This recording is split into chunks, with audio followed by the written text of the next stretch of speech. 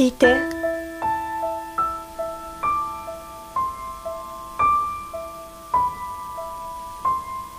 Écoutez.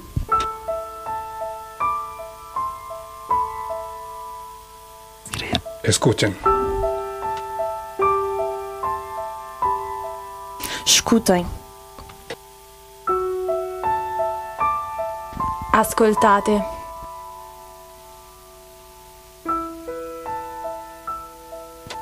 Aku.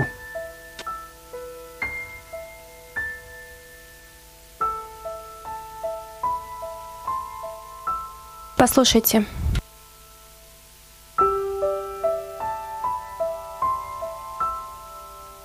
Kavnamaga keel.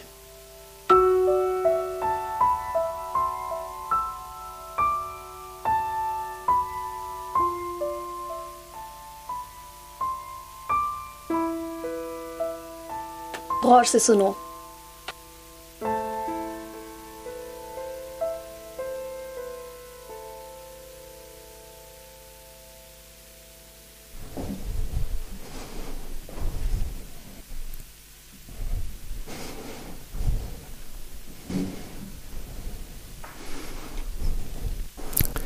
Listen.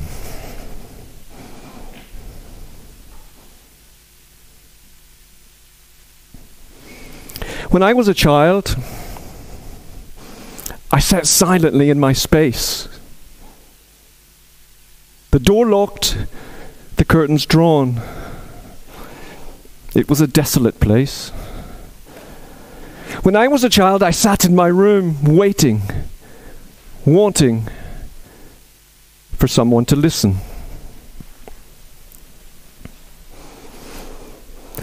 When I was a child, I learned to discern the shadows. I learned to assess the threat. I tried hard to speak. I tried even harder to forget. When I was a child, I learned that words mean nothing. Because words really do mean nothing if there's no one to listen. Every child has a voice. Every child has a dream. It's like a song full of hope, endless, boundless, ever in scope. Every child has rights and the freedom to speak. But every child needs someone to listen. These are the words of a child, locked away, silenced, and forgotten. These are the words of a child, hoping, wanting, dreaming. For as a child, the bruises may fade, but the pain is hard to forget. These are the words of a child who had no one to listen.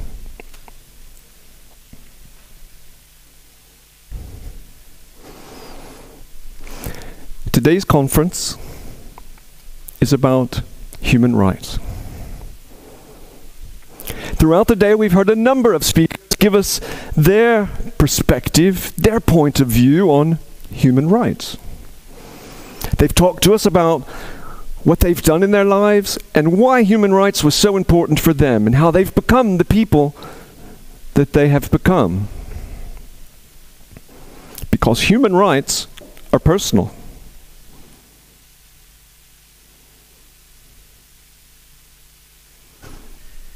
And human rights, children's rights, are extremely personal for me. Because children's rights start with listening. And you? What do human rights mean to you? What were you thinking today when you decided to come out to this conference to listen? For many of us, I think When we think of human rights, we think of bills of rights, we think of amendments, declaration, we think of all this legal jargon stacked up, piled up. I have the right. But human rights are much more. They're much more than miles and miles of legal jargon and some judge waiting around to say, you're right. Human rights are right here, right now, and they concern every single one of us. Now look around. I see a few puzzled looks on your faces. Some of you seem to think, human rights, not my thing. Bah, doesn't concern me. Oh, you're wrong. It concerns every one of us, not only here, and only those of us in this room, but all over the world. Not only those who are fighting a war they didn't ask for, who have been struck by some catastrophe they didn't know how to deal with. Human rights are right here, right now, and they're very personal. Human rights concern the women of our lives, our mothers, our daughters, our sisters, our classmates. Because the women of our world have the right to be treated equally and with respect. And human rights concern all of the gents here as well, all of the men of our world. Those men who at some point in their lives may have to face a decision whether to go to prison for refusing military service or to go to a war and die on the battlefield for something they don't believe in. That too is human rights. Human rights affect all of our communities, our families, our friends, our classmates here at the uni, as well as some of you in school. Human rights affect all of those people who don't fit into the mold that society has seen for them, who get discriminated simply because of the way they dress, or perhaps for the person they love. Human rights affects everyone, of every age and of every sex. And children? Yes, let there be no doubt, children too are humans, and they have rights. And contrary to popular belief, children should be seen and heard.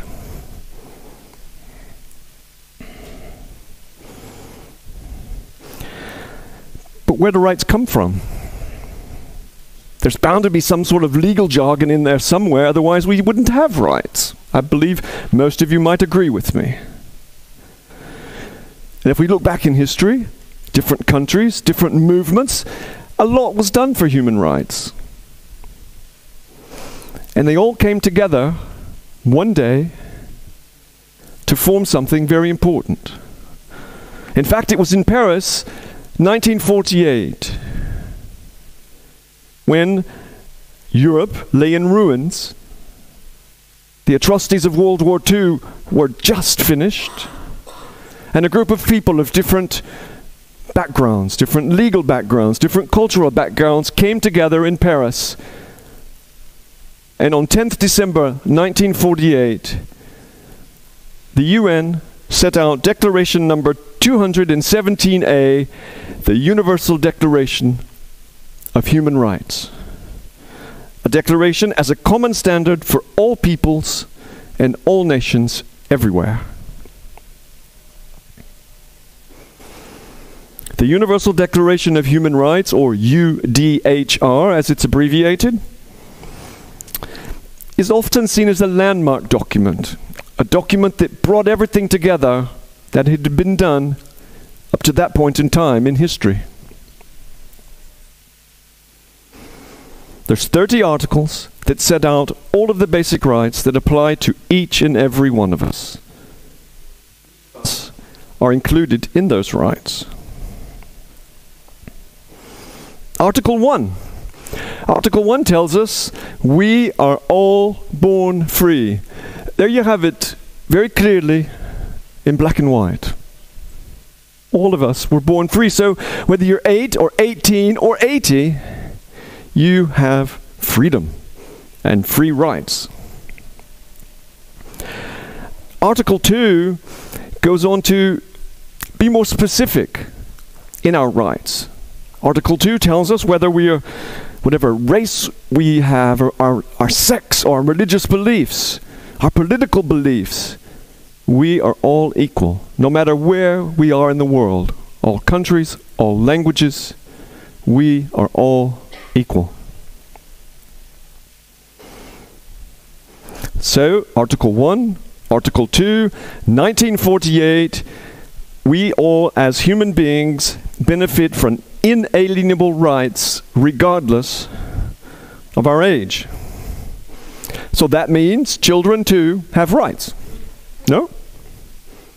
Well, let there be no doubt. Children are human beings with rights. And Article 25 actually goes on to say that children benefit from special rights, special care and assistance, and special protection. So there we have it, ladies and gentlemen, and everyone else, your legal jargon. It's all there, all finally packed up, and no one needs to decide because you have those rights.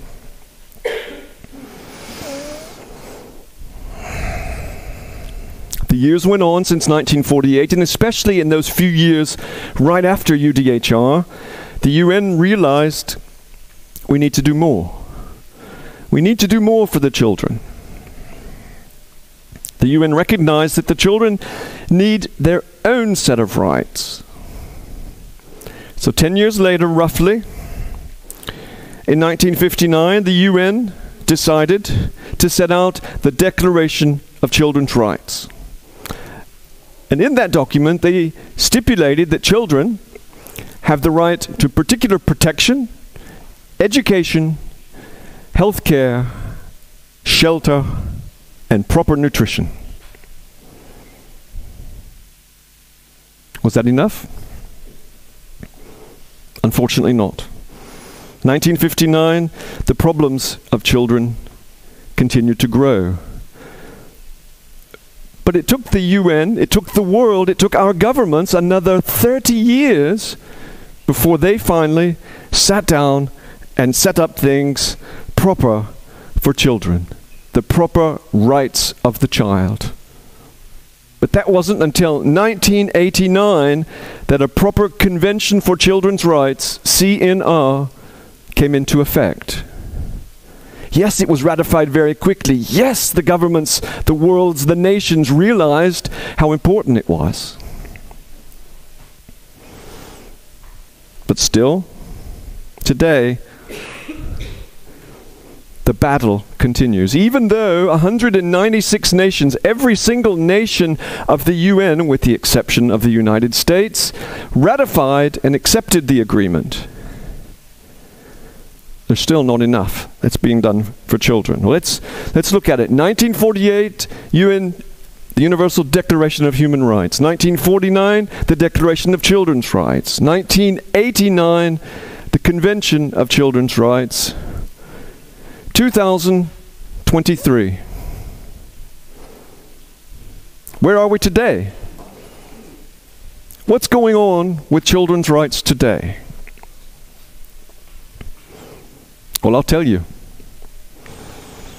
260 million children still are unable to go to school in the world. That's 1 in 5 children.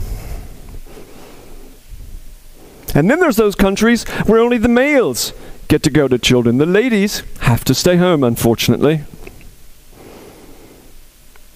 And then what about conflicts? We hear in the news every night the conflicts happening in our world. And unfortunately, the schools are often the first and most heavily hit. They're bombed, they're destroyed, or they're looted.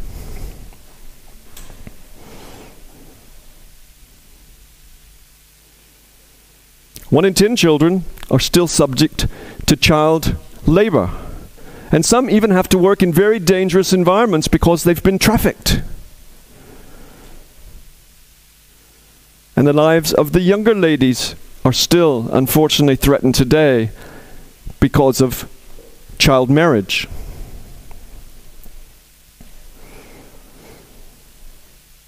And then, of course, there's climate change. Children today, with the climate problems that we are seeing everywhere, are often the hardest hit. But of course, there's malnutrition, starvation, violence, lack of support, child prostitution, poverty, and the list goes on. Yeah, it's 2023. That's kind of sad.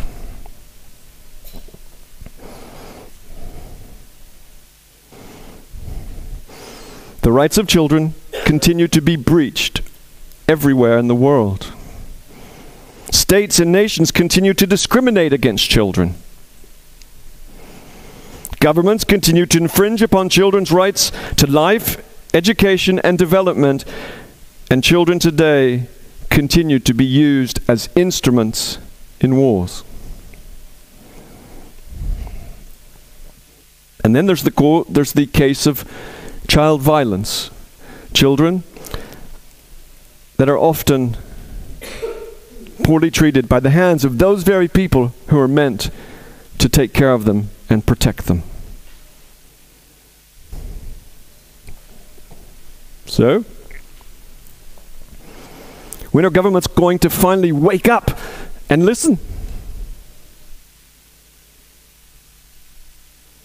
When are we finally going to pull our heads out of the sand, we, all of us together, and listen? When are we going to stop pretending that children's problems are not our problems? It's got to stop. It's got to stop right now. We have to stop stifling the voices of the children. We have to stop pretending as if we hear no evil, see no evil, and speak no evil. Because if we don't speak up, every one of us, even you young people here, every one of us, we too are part of the problem and not the solution.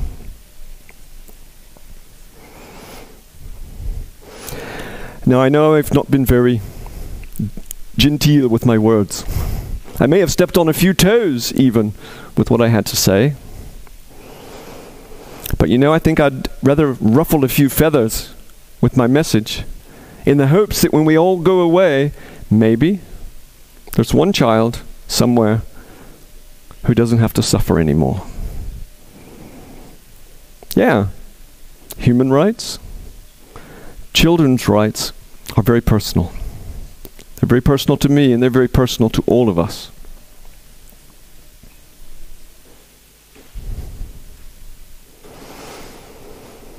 I asked you at the beginning why you came out today.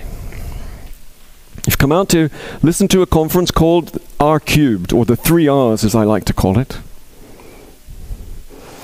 You see, when I started school, they sent us to school to learn the 3 R's.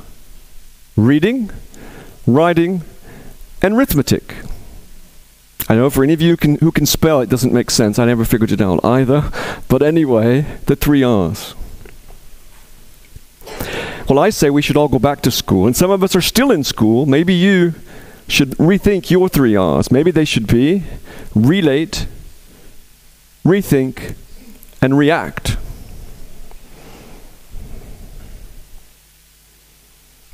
That's what this conference is about. This conference started in 2019. It started out as an idea, as a workshop for a preparatory course for those very students. Some are still sitting in the booths today. They came in to work, to learn, and they built up a conference for the students, with the students, and about the students. This whole conference was put together by the students on the course here for conference interpreting at the Institute for Translation and Interpreting. I too am an R3 student. I too have benefited from a plethora of information and fine education here at this institute. I've had the privilege from learning from exceptional teachers. And I've had a very great privilege of working with one teacher in particular. Today she's interpreting for you in booth number 11. Sandra Liepelt stands out as someone who's more than an educator. She's more than just a teacher. She's the one that initiated the R-Cubed conference 5 years ago. She embodies the role of mentor, idea generator. Yes, she pushes us to push our boundaries. But with that, we grow and we learn. Sandra's given me, she's given all of us here at this institute a chance to develop and grow, but mostly, Sandra has given us what most of us need, what we all need. She knows how to listen.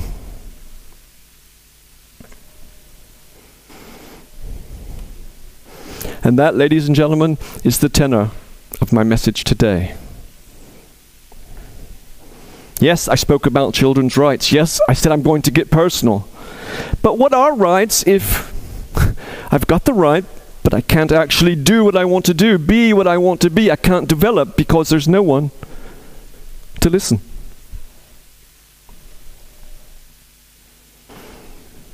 So what's my take-home message?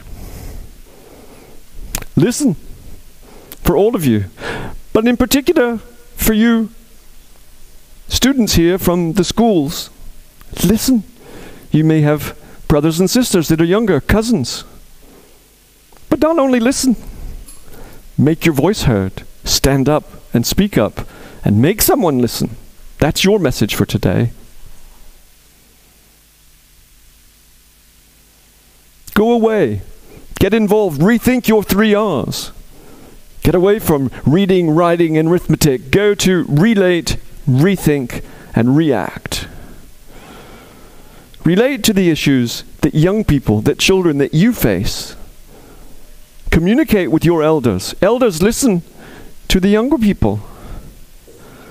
Rethink the status quo. Rethink what you do and how you do it. And then the most important, react. Step up to the plate. Become a mentor. Do something to help someone else, be it a child or an elder. It's actually quite easy. You just have to open your hearts. You have to listen to the words of a child locked away, silenced, and ignored. Take to heart the words of a child, forever waiting, seeking, and dreaming.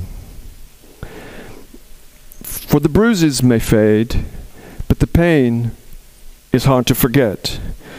So please, take a moment today, sit down with the child and listen, because children must be seen and heard.